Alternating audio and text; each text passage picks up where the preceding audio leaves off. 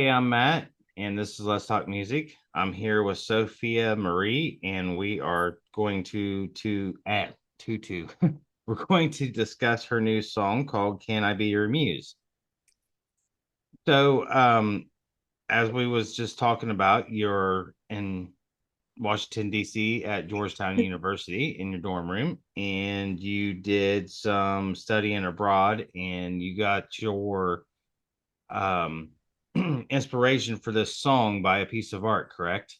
Yeah, I was studying abroad. So I'm a senior right now at Georgetown studying international politics. And for a study abroad, I did this past summer, I did a course on Machiavelli and like applying Machiavelli's works from the 1500s into contemporary like political situations. So we were in Florence. Georgetown has a villa there.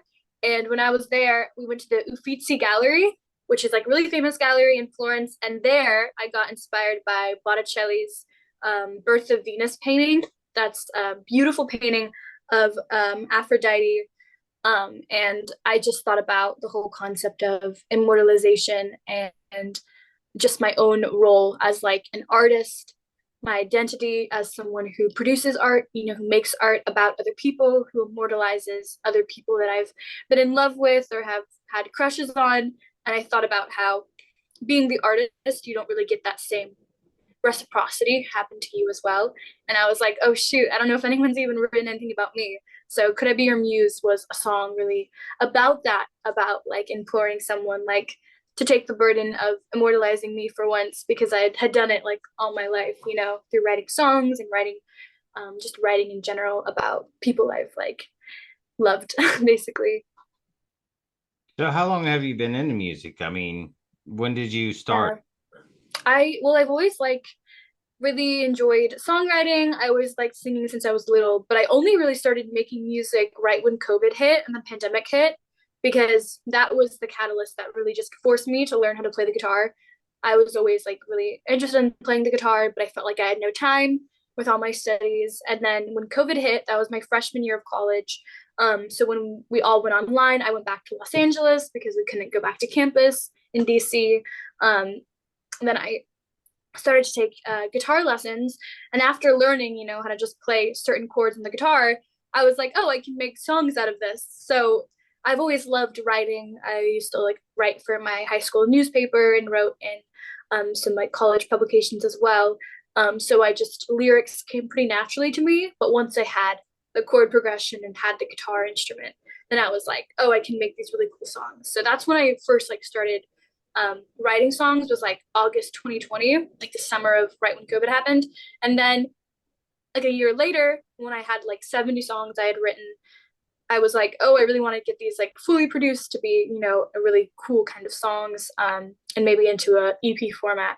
And that's when I found this awesome producer in Los Angeles in just like a South Bay magazine. And I reached out to him and just proposed like if I could work with him. And that's when I first, like summer of 2021 was when I first recorded my music for the first time. So, and then I first like released it officially just this the top of 2022. So it's been a year of like having music out there in the world. Right. And this is your sophomore EP? Yeah, this is going to be off my sophomore EP, which is really exciting. It's a very different direction from my first one. My first EP obviously was like my entrance into the world, kind of explaining who I am. My first EP was called Foreigner, and it was a lot about how I was from Los Angeles, coming to school back east, and felt very different in this East Coast environment, having all my, West Coast personality. So Venice Beach, DC was my debut single, which really talked about this relocation. And then this EP is a lot more, it has a more like melancholic sound to it, and it's really inspired off of my studies abroad and just studies more generally in just like international affairs, which is really exciting. Okay, cool. So you're going to school. You're obviously very educated. And so like what are you looking to do here? Are you looking to use your degree and go on with that, or are you looking to become a musician? Yeah, it's really it's kind of like I don't really know yet.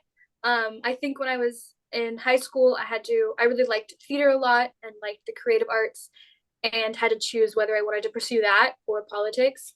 And I decided to do the political route. And then I specifically, when I was here, I'm in the School of Foreign Service, so really tried the international aspect of politics, not so much domestic. Mhm. But I realized that like there's a lot of ways in which you can intersect these two. Like I worked as a fellow we have a thing at Georgetown called the Laboratory for Global Performance and Politics. It's like merging of creative arts and also politics. So doing like a really important political subject, but having it in like a theatrical or musical setting. And that's when I realized like you don't really have to, you can pursue different things and have this area of expertise, but it can also be really helpful in other things. So I feel like I use my political knowledge and history knowledge in my songs. Um, and I like having like a lens of the creative arts when I approach like a poli sci class or a history class and learn about different artistic expressions and freedom of expression in general.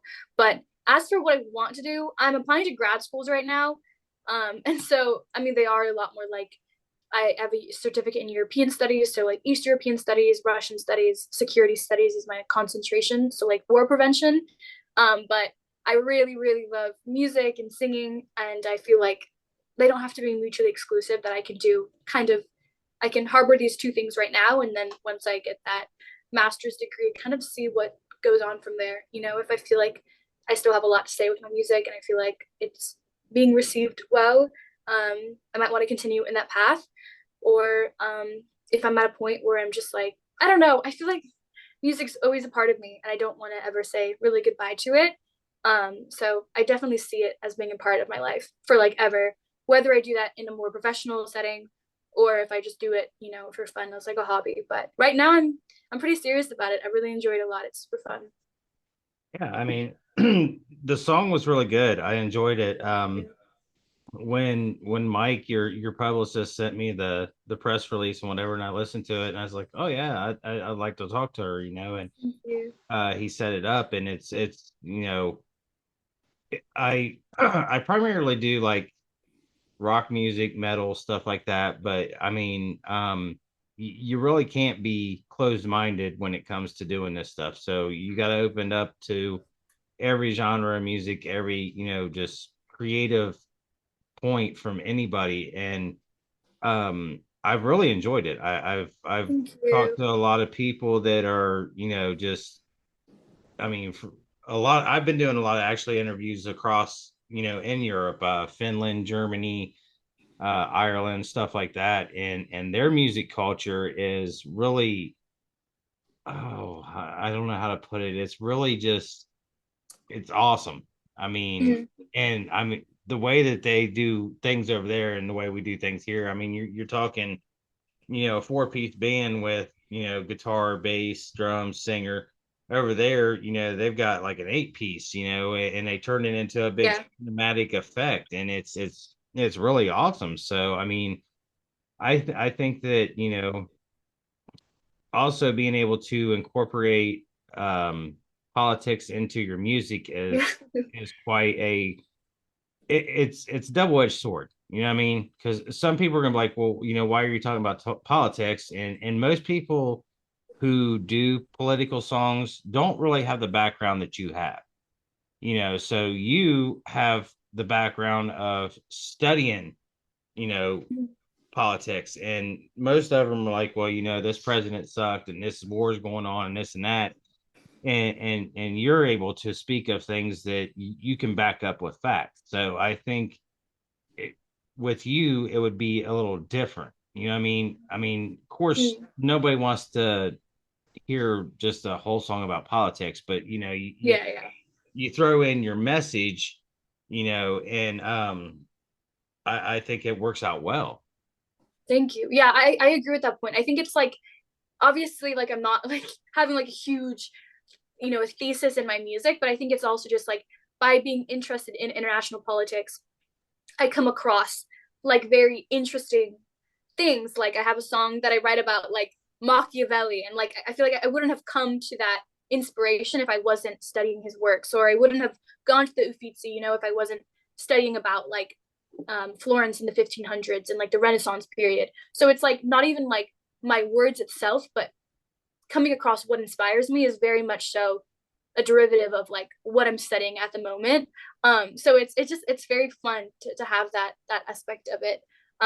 It's like a different a perspective because I feel like I'm never writing something that's like been said before. It's almost too quirky that I'm like, I don't know if this will be like received well enough. Like I was scared for Could I Be Your Muse because it's very specific. Like Mhm. I talk about the girl who was the inspiration for Botticelli, like this girl named Simonetta Vespucci and how she died when she was really young. And it's like that's such a weird random thing to fixate on, but the message and the extrapolation from that is like something universal, right? Of like wanting to be immortalized, wanting a legacy, wanting someone to care about you the way in which you care about them. And so it's like you can take this very specific event in Italy in the 1500s or whatever, and then make it about something that people are still impacted by and people still worry about and people still concern themselves with in love and romantic love. So I find it's really beautiful to do that. Yeah, and I mean, it's awesome that at such a young age you were able to experience these things and put it out through your music. I mean, and you're talking about how the song is based on something specific, but you also throw your own twist on it, and I think that's where people will get the what you're feeling and the actual meaning of the song, and where to be received well. Yeah, thank you. I really hope so. I think this is nice because I don't know. I mean, I already said this, but I didn't expect it to be received that well because it is very specific. But like, people are now saying like, "Oh, this is my favorite song of yours," and I'm like, "That is so nice." It's so nice to hear that, and it's really nice to hear that about something that I wrote. I wrote this one as the most recent song I've written. So Mhm. the first single off my new EP, which is called Femme Fatale. I wrote it again when I was at Trinity College actually. So when you brought up Ireland and the music scene there, I was like, oh my god, I love Ireland. Like love Irish people so much. But I was studying abroad at Trinity College the fall of 2021 to like learn more about European Union politics and like theater over there. But the music scene was just like incredible. Like I loved the way that they approached music, how music is just so central to their life. I love how creative Irish people are. Like I met a bunch of like Irish people involved in the performing arts, Irish people involved in music, whether that be songwriting, performing, singing, or just like another musical instrument. But it was so wonderful to be there. So I wrote Femme Fatale when I was in that area, and then I wrote the next song I'm releasing, which I don't really want to say the name yet, but I'm really excited. That was like very much so. That's a very Irish song. It took place in Ireland. Like I inspired totally by Ireland. I wrote that right before I left Ireland. I was like so sad to leave. I wrote that like in December, but Could I Be Your Muse was very much so the most recent song that I've had recorded. So that was written June of 2022 when I did this 2 week study abroad with Georgetown, and then I pitched it to the my producer like the month afterward. Was like, can I have this be like my third song in my EP? So yeah, I'm really excited about that, and it's nice to it feels validating to have like the most recent song you made be one that's really received well, because you hope you're improving with time, obviously. Right. So, what is the new EP called? Yeah, the new EP is called The Expatriate Immortalized. So it has obviously some elements of that immortalization, and then the expatriate just calls back to, being abroad. I wanted it to be a conceptual album about studying abroad. So being an American who goes abroad. But my first EP was called Foreigner, and I kind of thought of foreigner specifically in the case of being from the West Coast going back east. And so Right. I wanted to have this EP be like a little callback to that, but be more so about like, going across the sea, and also have to do with my role as like an artist. So I wanted to put that immortalization in there. So I'm really excited for this next one. I think it has a more um, sadder vibe to it. I think the lyrics I paid a lot of its attention to. I tried to really just refine them down to like every word meaning something. And it had I think my first EP was very inspired by like, it was very upbeat and very like, this is who I am. I feel like this is a little more self reflective, a little more pensive, and except for the third song, the next song I'm putting out, that one's a little more. That's a little more happy and funny and hilarious. I feel like this is a little less funny and a little more like self-deprecating, I would say, is this next EP. Yeah. Okay. And how many songs are on it? It's 3 songs on it. So just another one to add to it. And then Femme Fatale and Could I Be Your Muse? Okay. And when are you releasing that one? I don't know exactly. I think like mid-March is happening. Yeah. Okay. Mid-March. I don't have a date specifically for it, but always Fridays. So you talk about, your first one, Foreigner, coming from the West Coast to the East Coast. Um, what what West Coast influences did you bring with you? Like, I mean, Yeah. where did that how did you merge the two together? Yeah. I think it's very much so. I came at it with a very LA perspective in terms of like the entertainment industry. And like as I was saying before, I had this kind of crisis in high school of like, do I want to pursue creative arts like in an educational setting, or do I want to pursue my passion for politics? And so I feel like I came into this like aspiring politician world of diplomats and security studies people and wannabe politician types. Um, and I came with it with a very like, oh, I also like to sing. I also like to act. I also like to do all these like very entertainment performing things. And so I felt like that was a very West Coast influence I brought with me. Also just like style, like I talk about in my song Venice Beach DC, like I'd show up to lecture halls with like aviator sweatshirts, shorts, flip-flops, like pink, very neon colors. And I was like, I was just like visibly just you could spot me on campus, like lots of pink. And, in, I don't know, educational settings, usually it's more like, I remember I had a presentation. It was a pre-orientation and it's like a political presentation. And like, I was like, oh my God, I have no formal clothes. Like people came up in their like jumpsuits. These girls had like the Hillary Clinton suits, all those Right. like the women wear in politics. And I was like, oh my God, like I don't have this. Like it's a more casual kind of atmosphere, but very like expressive and a little more extroverted, I would say. I think LA people get like a bad rap about being superficial, but I think we're just very like energetic. And we have this like personality that's kind of disarming, but also like we want to talk, we're very talkative and want to talk to everyone. So I felt like my vibe, just personality wise, style wise, what I was interested in didn't really fit with like most people. Obviously, that's a generalization. Like, I mean, there's different kinds of people everywhere, but I felt like with the stuff I was pursuing and the classes I was in, I was like, yeah, you can spot me. I kind of stand out with my crazy clothes and my pink beats that I'm wearing and headphones. So that's what inspired the song really. And also what inspired it was I feel like there is this thing of like not taking people that like it was a lot inspired by Legally Blonde because she's like this very extroverted girl who wears pink and is very fun. And she did fashion at UCLA and she's coming to Harvard Law and they don't take her seriously. They don't think she's smart. And I Right. was like, I didn't feel that. Like no one ever was like mean to me directly or like I didn't ever feel like not worth it. But it was something that was in my mind of like, do people think I'm even like smart or is this like do people think I'm kind of insane, So that was another thing that inspired it. Yeah.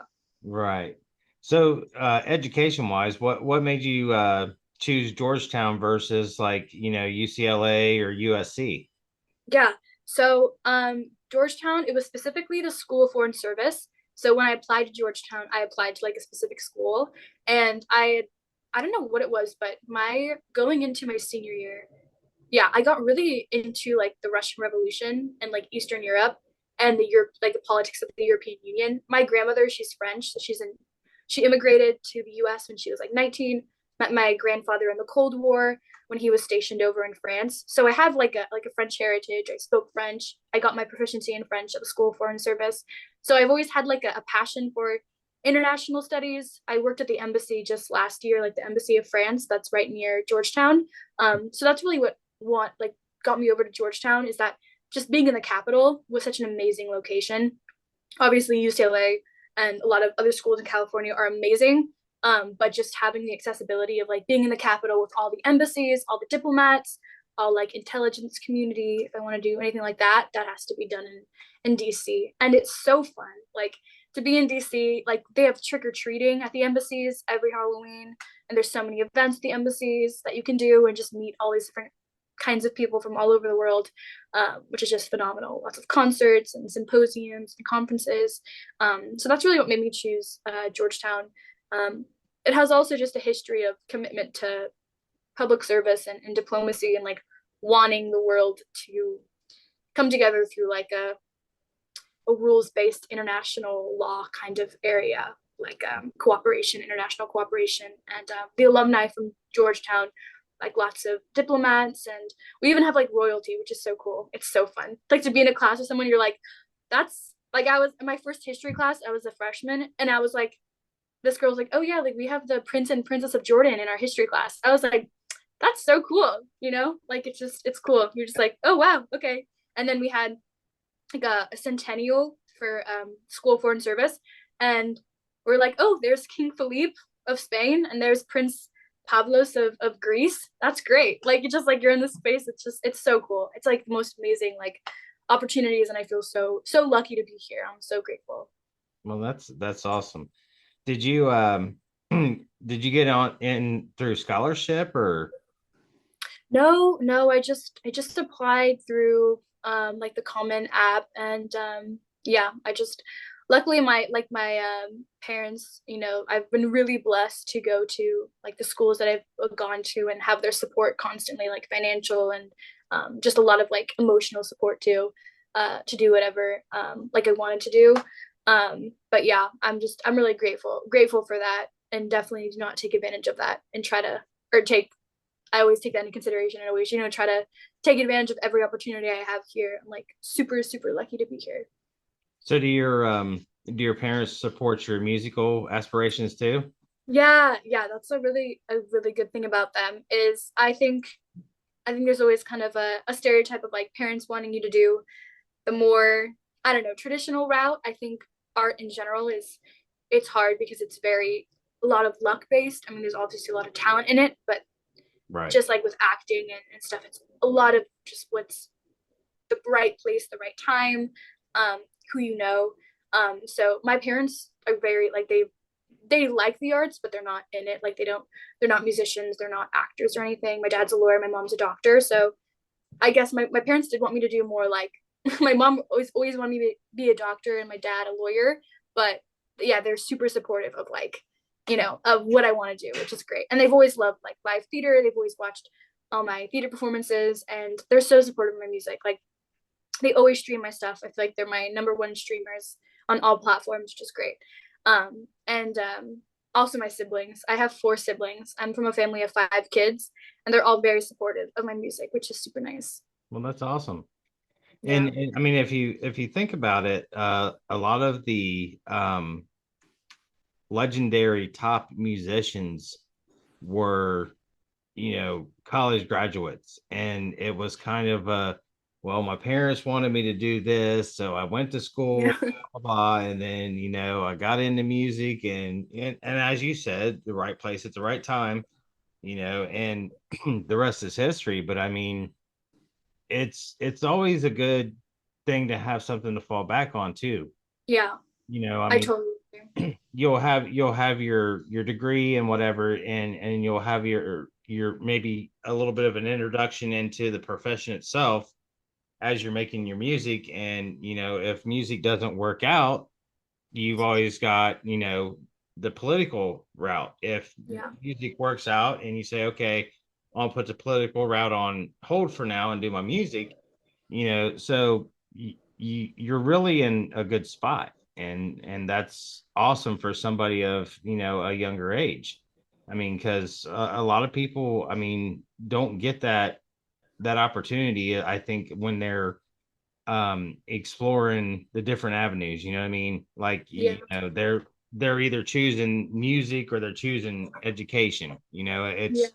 It's very rare that the two are combined. And speaking of like political music, who like are your influences? Like, I Yeah. know one of my ones when I think of political music is Rage Against the Machine.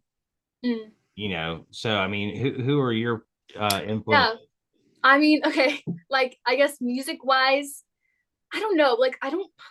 I feel like early on it was a lot more Taylor Swift from a lot more of my like spunky kind of initial phase into music, um, like the country sounding. But then I really got into like Lana Del Rey. I really enjoy her like emotional volatility. I also love she talks a lot about different places and like geographical locations. So that was very inspiring to like talk about places and romanticized places.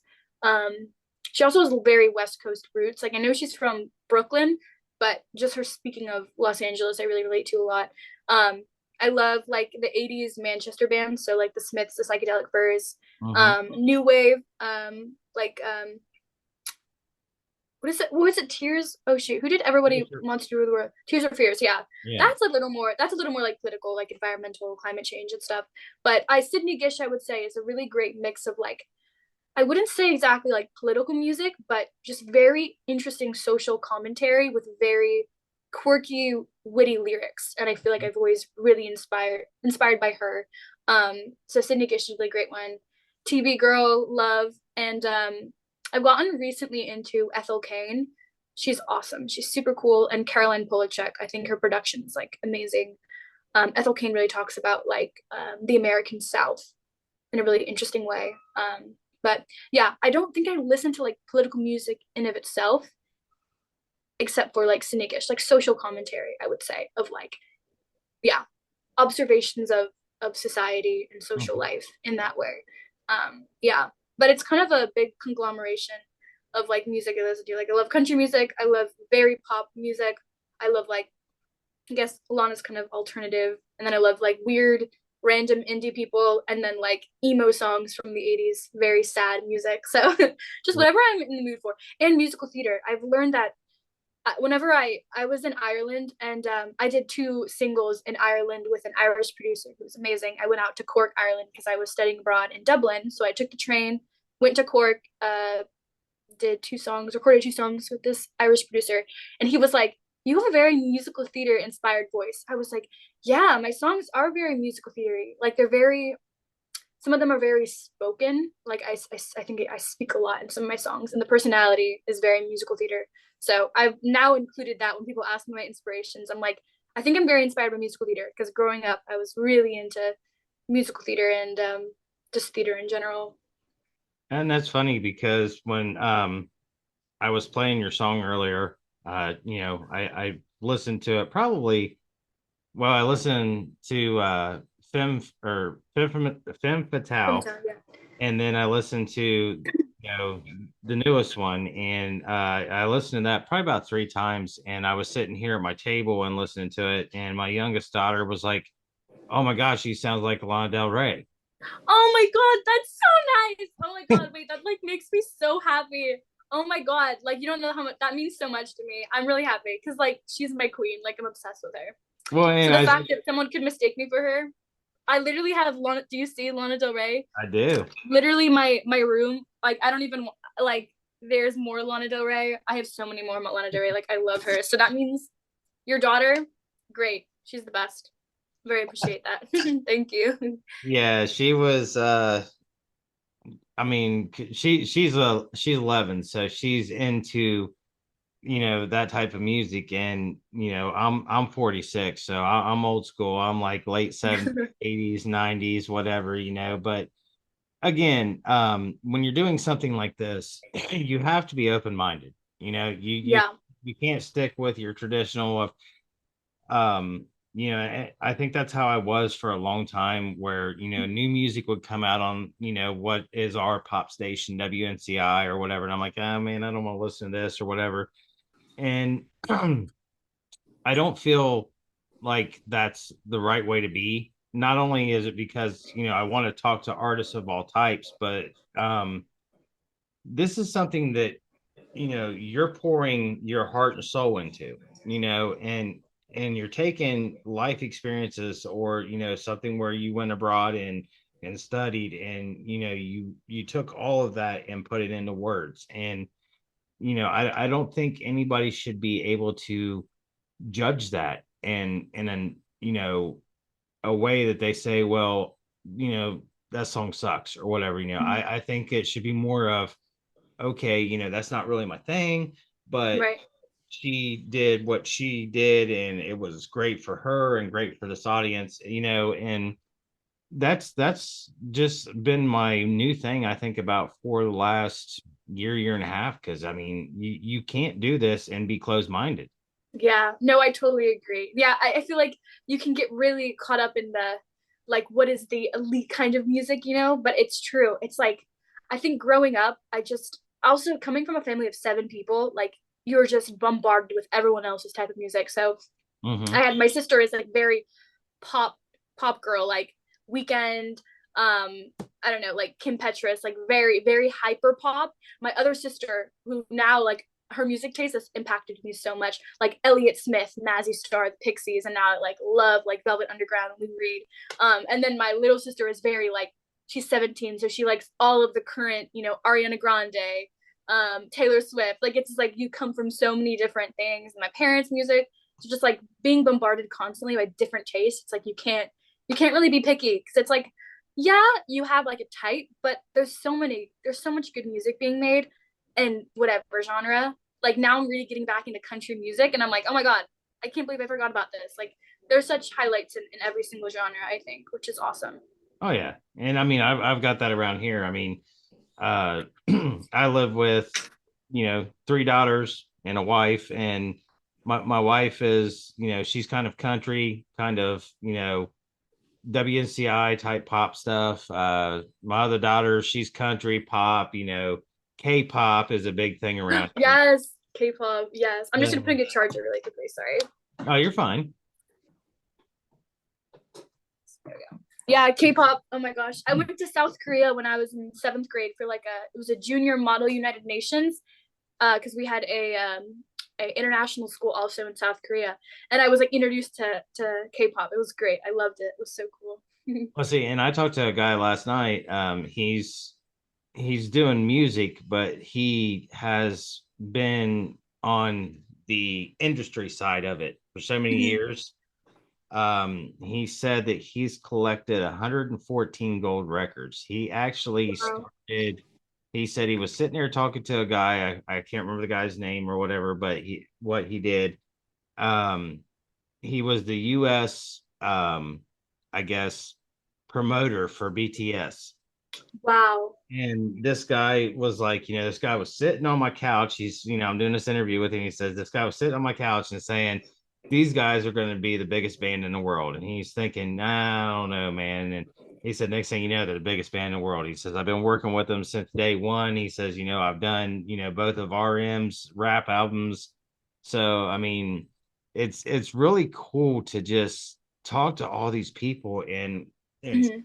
they come from and what they've been through and stuff. Just like, I mean, you being a younger lady, and you're in your senior year of college, it's really cool to just talk to you. And it's like, I can say, hey, I interviewed her, 5 years ago when, you're playing to a sellout crowd, or Yeah, no, or you're that's making a difference in politicals, or not politicals, politics, I'm sorry. yeah, yeah.